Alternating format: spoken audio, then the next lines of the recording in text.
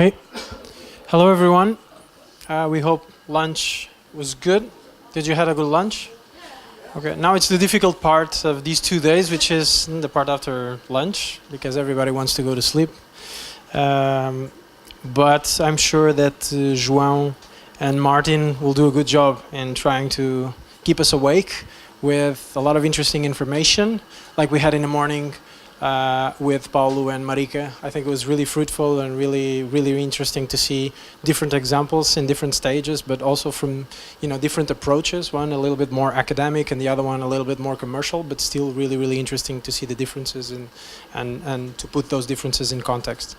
So for this afternoon, we will have João Tremoceiro, who is the Chief Data Officer at the Lisbon City Council. And after João, we will have Martin Goroshko from Tallinn, Science Park Technopole, Startup Estonia. And like we did in the morning, we will have both presentations. And then we will make a coffee break for about 10 minutes because we will have time for that. And then we have time for Q&A, and you can ask the questions you want. So I will ask you, João, feel free.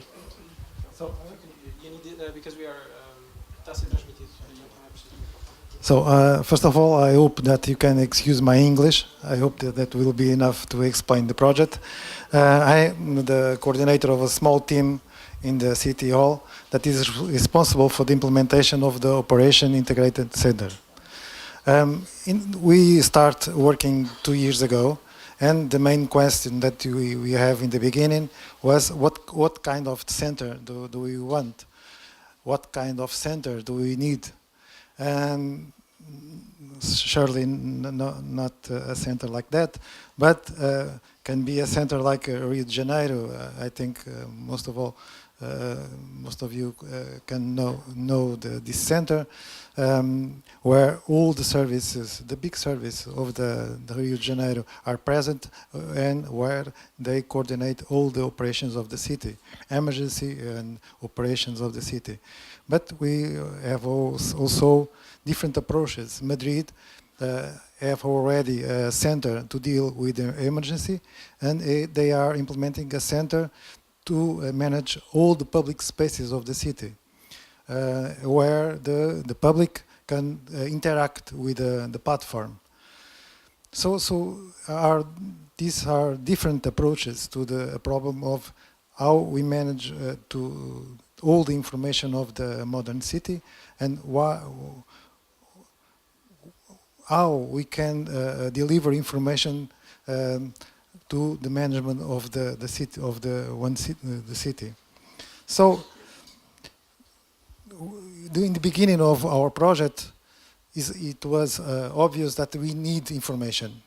We need different kind of information to the center, to the operation center, and a question that we have: what we can do with the different smart city projects that the city is implementing. Projects in the smart lighting, smart buildings, smart waste, and so on, open data. What we do with those projects, how we integrate these projects. Are these projects important for a city center?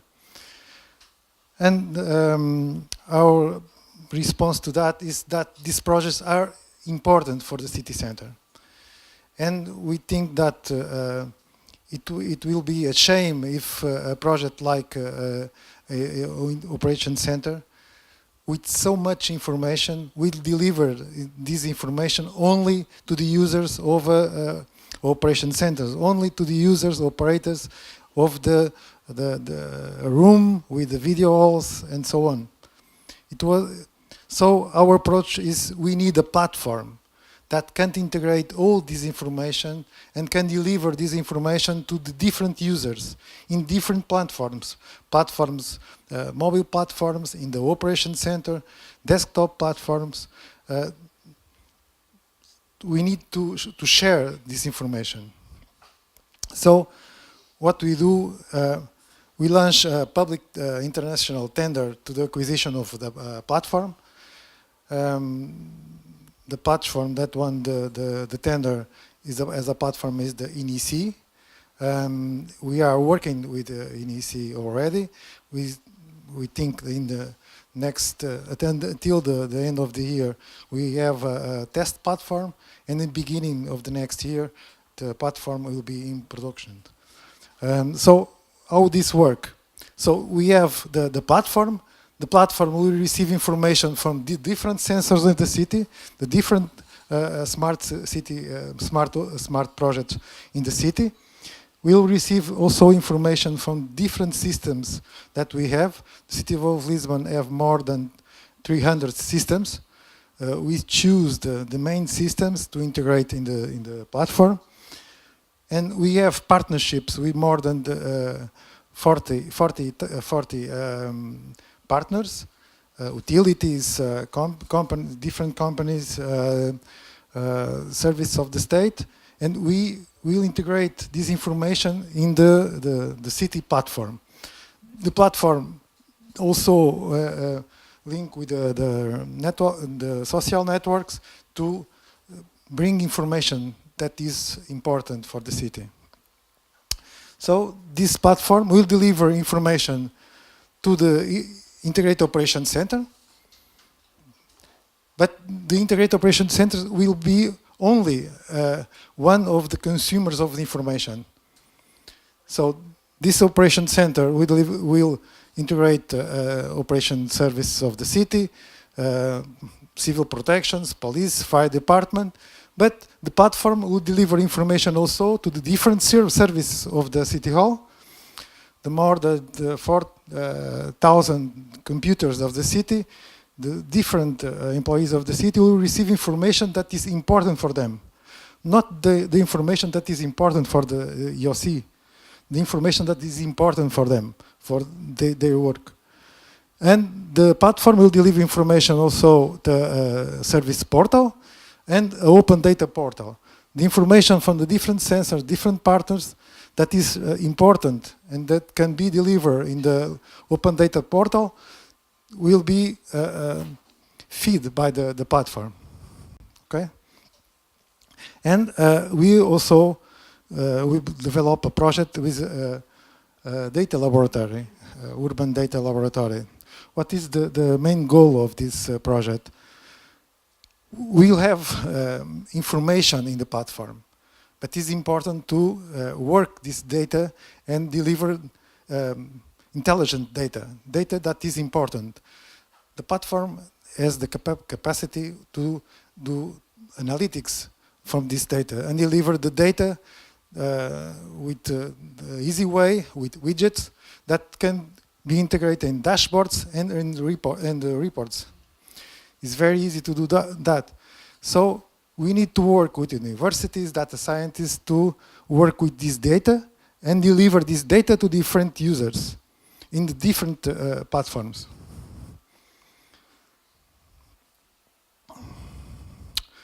I will talk a little about the EOC and also about the open data portal. So the EOC, like you can, the main cause of this the acquisition of this platform, the mission of the EOC, like you can see, is very broad, and we will manage the emergency, all the activities that need fire department, that need police in the city, but also all the events that we can predict, big events, destructive events, fires, all the things that can occur in the city will be managed by this EOC. So EOC will have, 5 teams: an emergency team, a monitoring integrated management team, analysis and forecast team, communication team, and also a back office team that will deliver service to the other teams. About the open data. So I think that all of you know the importance of the open data in the world. So in the last year, the City Hall approved a charter of principles to promote the participation of the citizens, transparency, economic development, service efficiency improvement, and the delivery of data in the open data format. Okay. Also, this year, the city all approved a plan where all the data of the city will be open by default. This need to be implemented, but is a reality already. So, in the present, we have in the portal, we have a portal, Open Lisbon, and this portal we have more than 300 data. We have more, the majority of the data are georeferenced data and GeoJSON, but we have also some data in Excel and other formats. So these are some examples of data that we have in the portal. And what are the main challenges that we have in the present? The main challenge for the implementation, the first challenge is the implementation of the EOC, implementation of the operation center. And that is not a technological problem. The problem, the technology is very easy. The most difficult is the persons and the service, integrate the service, that the service can appropriate the EOC. That is more difficult. Second, the increase of the quantity, quality of the data. We need to have more data, data that have quality. Also, it's important to us to ensure the sustainable development of the EOC platform. Problems like vendor lock-in, security, rights to privacy, etc., are very important for us. And also, it's important to promote the reuse of the data that are in the EOC, the data, open data, all the data that are in the platform. So we aim to address this challenge in the partnership with universities, companies, and also with the society. And we are working already in these partnerships. So for Lisbon, we need to grab this opportunity. We have a platform that we already buy, a platform that is very important for the city. And for all of the that need to use data and create intelligence with the data. I hope that I was clear. Thank you.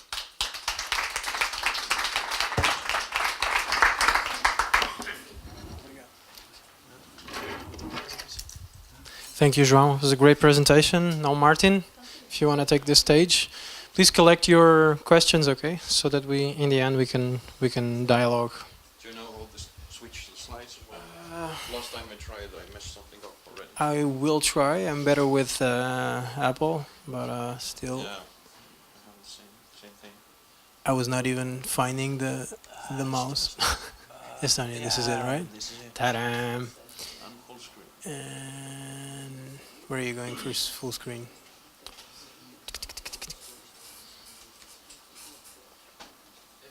How do you F5?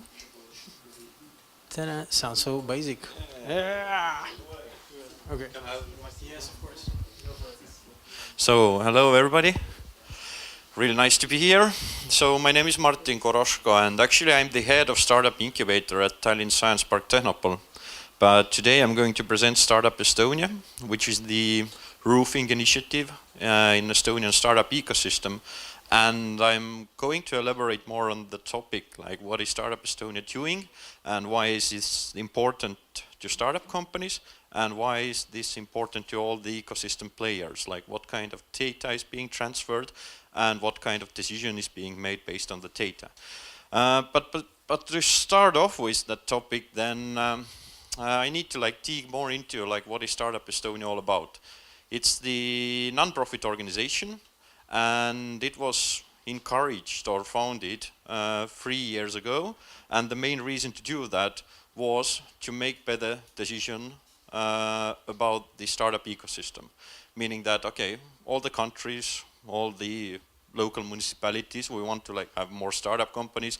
We want them to be like globally exposed. We want them to like start exports, run enormous growth and things like that. And we also want that there are like startup incubators working, there are acceleration programs, there are like foreign investments that are being made to the ecosystem.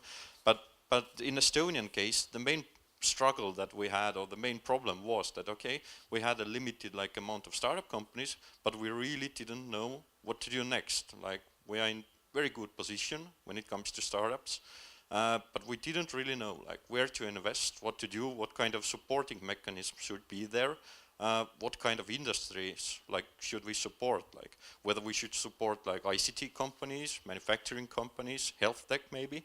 And this was, I think, the main trigger why we decided, like the main players in the ecosystem, we decided that we really need to have a roofing organization taking care of these matters. And this was the reason why in 2000 and in late 2013, the beginning of 2040, Startup Estonia was brought to life.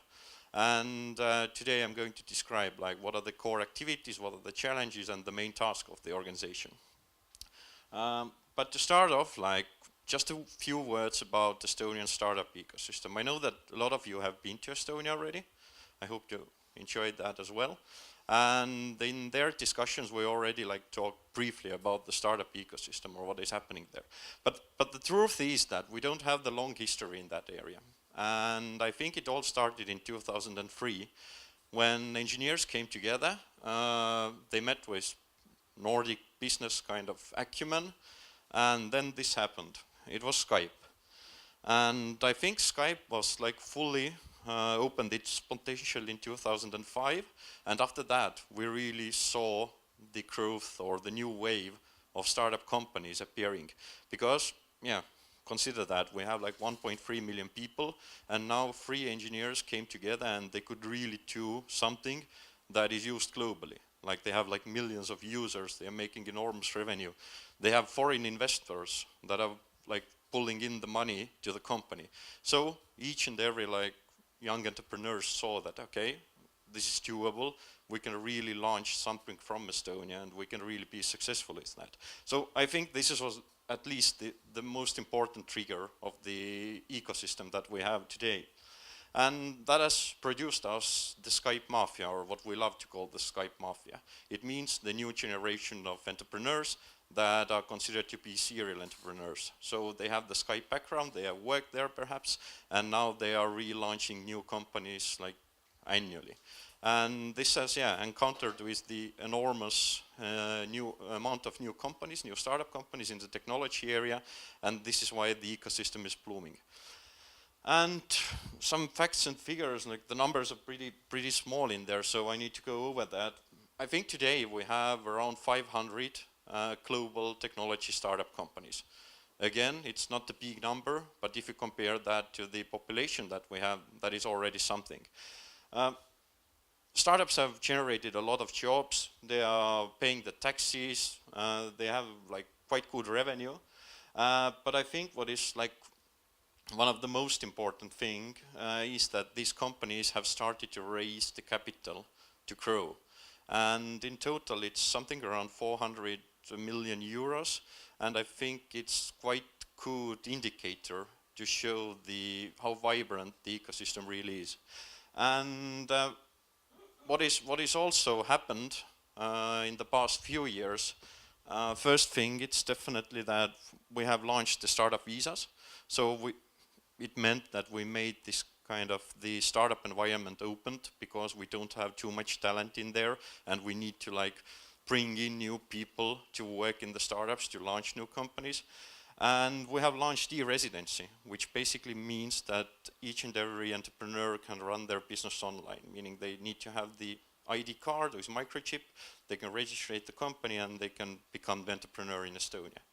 And they don't need to be physically in Estonia, they can be here, like in this room for instance, and live in Portugal.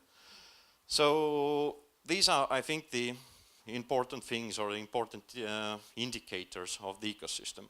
But coming back to the investments, then again, it hasn't been as beautiful as it is today. the number of investments, the foreign direct investments to the ecosystem has risen. But again, like this is not no like granted thing. You need to have the the number or the decent amount of startups that can spend that money. And this is, I think, one of the main reasons we need to like continue with the struggles. Like we need to like bring in new entrepreneurs, we need to encourage new established companies, and we need to interact with investors and so on. And today, I think the main sectors where we have these multinational or global startups, they are definitely fintech, they are productivity tools or development tools, and also there are like a lot of business-to-business solutions. But that's not it. Like we're definitely trying to interrupt other areas as well. Like probably how we are trying to, for instance, Taxify trying to fight with Uber solutions and things like that. So there are pretty decent products coming up. But again, they need support. Even those companies need support. And this was the background, and I think this was the main kind of push that brought us closer to Startup Estonia. And today we like to say that Startup Estonia is the roofing organization of our ecosystem, and their ultimate goal is to bring us new success stories. Bring us new success stories in the face of startup companies, new investments, export revenue that we are making, and so on. So this burden lies on the team of 5 people, basically. And going now deeper into the organization, then we have like indicated the ultimate goals that we need to achieve in 2020. And they can be divided into 4 sections. Like first of all, we need to have a good and well-connected ecosystem. We need to have like at least 1,000 startup companies. So as I mentioned, it's something around 500 today, so half as much. We need to have very transparent legislative environment, and that is especially important for the investments that we're trying to bring in mostly. And we need to have like more funding schemes or mechanisms or organizations for the startup companies, because the capital is the #1 thing that our companies are lacking, definitely. And how we're doing that, or what is Startup Estonia doing in order to achieve those goals? What I need to mention that Startup Estonia is pretty hands-on organization. Like they have been founded by the Ministry of Economic Affairs, but in their activities they are pretty free to do whatever they wish to, meaning that if they see somewhere the obstacle, they can invest a lot of money in order to tear the obstacle down. And in the developing the ecosystem, I think they are doing the regular things. They are mapping the ecosystem, they are communicating with the community, and they are like coordinating all the activities, the events, the programs that the community is having. What I think is more important, and what is more the main activity towards the startup companies, is that they are marketing the ecosystem, meaning that there are not too many people who know about Estonian startup companies, but Startup Estonia is investing a lot of money in order to promote that. They have pretty active communication channels where they communicate with foreign experts, with foreign investors, with our own startups. They have the newsletter, we have the common calendar for our startup companies, for the startup supporting organization, and it accounts for the reason that we don't like do the overlapping in the ecosystem. So if somebody is like working with ICT companies, helping them to raise the capital, then obviously we don't need in the so small ecosystem the organization doing the same thing. So we get like pretty good overview of what is happening there, and we are not like overlapping our activities. Yeah, marketing materials and international like press coverage, it's kind of obvious things that they are doing as well. What is important in the ecosystem mapping area is that we are running annual analysis on how good our ecosystem is performing compared to other startup capitals or regions. And if you have heard about Startup Genome, they have like the reporting system. They are measuring like specific things in the ecosystem, making sure that these ecosystems are comparable and the information is reliable. So we are providing input to the report, and we have like pretty good overview where we are compared to the other regions. We have the Estonian startup database, and we also have the kind of ecosystem database. The startup database looks like that. So basically we have indicated all the companies, startup companies that are there in Estonian ecosystem. We know exactly how much money have they raised, whether they are looking for investments, whether they are looking for experts, whether they are looking for, I don't know, links to expand or things like that. So the database is public and you can present your own information there and it's visible to everybody. So we have like pretty good overview how many companies there are and what they are doing. When it comes to the ecosystem, then we like to believe that startup companies start with the idea and end up with scaling and establishing. So each and every player in the ecosystem, I mean like incubators, accelerators, universities, they are put in the map here, like which phase are they covering and in which phase they are providing support for the startup ecosystem, for the startup companies. So again, we don't have overlapping in these areas. And also startups have like pretty good overview, like okay, we are in the idea phase, now if we want to build the kind of prototype or concept the thing, then these organizations are the ones that are providing me the support of doing that. So it's pretty clear, and the overview again, it's public, and all the ecosystem players can like insert their own information, manage that, and do things like that. When it comes to the second goal, smart people or the talent or more educated and potential entrepreneurs, then yeah, a lot of cooperation with the events, startup events, not only in Estonia but outside Estonia as well. Startup Estonia is representing us in the fairs, seminar, exhibitions, things like that. Startup trainings, like there are very many services directed specifically to the startup companies, and they can provide input, like whether they need that, don't need that, or where are they lacking their support. For instance, no Estonian companies can actually sell. Like the sales is like #1 thing for us. How to do business-to-business global sales. And Startup Estonia is ordering a lot of experts training the companies there, and the companies are free to participate the program. They are not like one-time trainings, they are more like half-a-year programs. So if we see that we lack the knowledge in different areas, then we acknowledge that and then we like do something about that. And yeah, the startup model documents, they are important as well. Like meaning if we ask the ecosystem or the companies in the ecosystem like what to need in order to have like more investments on board, they're all saying that okay, legal advice is something that might be more cheap or more in the hand.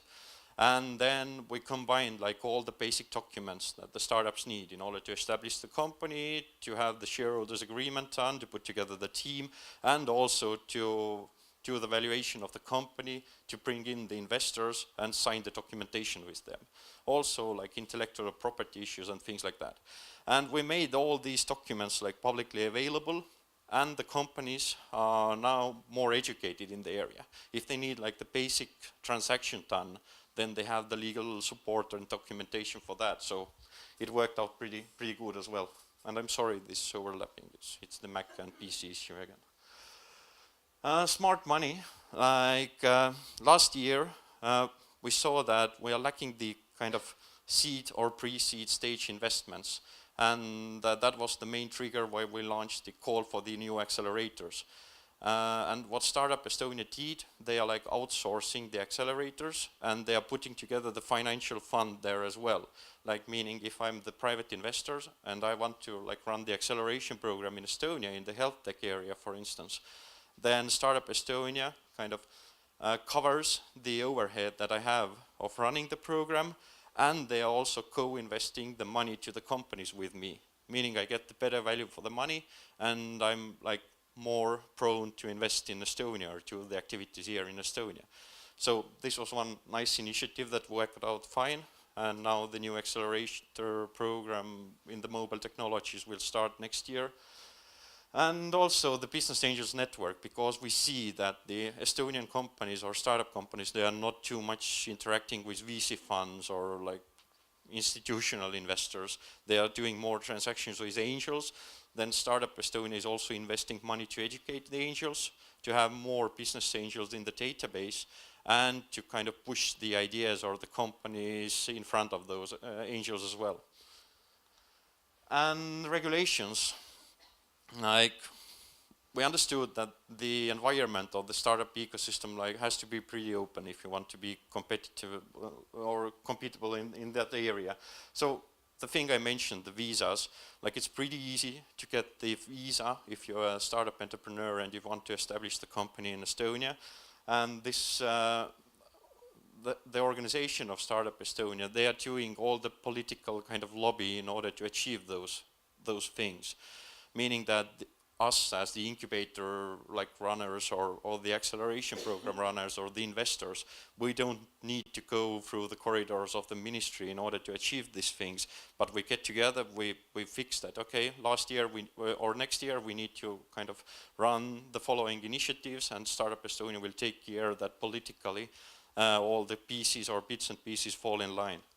So yeah, startup visa, working permits, the tax environment, like how to make the taxes more suitable for the startup companies, especially labor taxes. Like this is the 1P goal that we try to achieve now in 2017 and 18. So all these political things are under the Startup Estonia maintenance as well.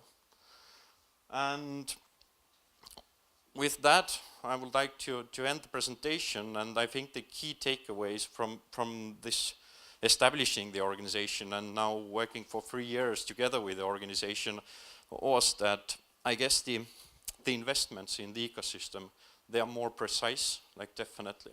If you have the information, you have like the online overview, like what is happening and who is doing what and how much money the companies have or what they are looking for, then you can make the investments like pretty precisely into the ecosystem. And that gives a very solid ground for the public authorities to make the decision about financing, because they have data to back that up. And I think the data in that sense is the king. Like if you can gather the good quality data, you can present that to decision makers or stakeholders. I believe like all the decisions will be made like half as quickly as they normally would. So gather data, gather the like intel, like feed the data where it needs to be and make the decisions based on that. I think this is the main thing. But thank you for the time. I hope I didn't exceed that. Thanks.